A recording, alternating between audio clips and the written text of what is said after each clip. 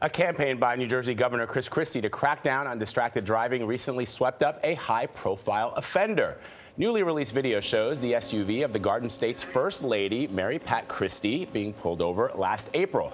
The officer says she was holding a phone in her hand. The distracted driving crackdown was ordered by Governor Christie's own Attorney General. 15 states and the District of Columbia have already banned handheld devices while driving. Among them is Washington State, which is now citing drivers for driving under the influence of electronics. Kris Van Cleave visited Seattle to see how lawmakers hope the stigma will lead to safer roads.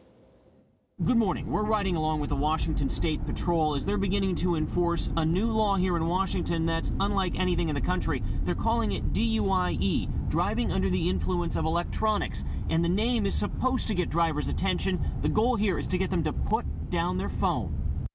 So I'm stopping you about the phone.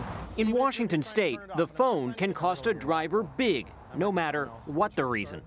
Literally just broke up with my girlfriend. Okay.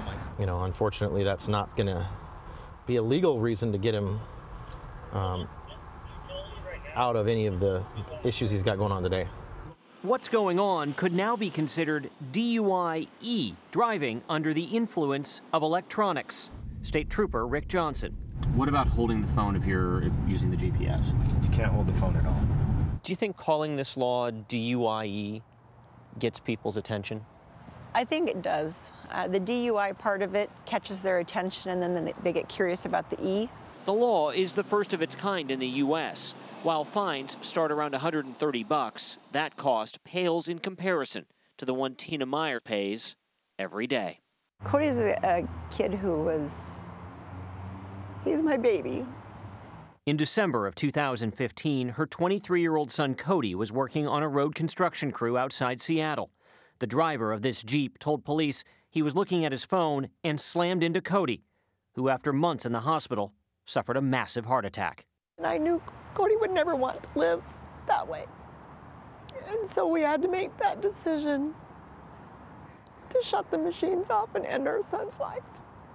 And all because somebody had to pick up a cell phone and look at it. You are just as dangerous, or more so, when you are on a cell phone than a drunk driver. Washington Governor Jay Inslee actually vetoed a provision in the law that would have delayed its implementation a year. He wanted it in effect now. We're going to reduce drunk electronic driving, and that's what this is. Is part of that then trying to create a stigma with texting and driving, with being on your cell phone? One of the successful things why we've reduced drunk driving, it has become a great stigma. The bill was not without controversy. Critics complained that being able to pull someone over simply for holding their cell phone was a little too aggressive. The warning period ends in January, and then those increased fines become a reality for drivers. Kris Van Cleave, CBS News, Seattle. Please put down your cell phones. Hopefully this will make a difference.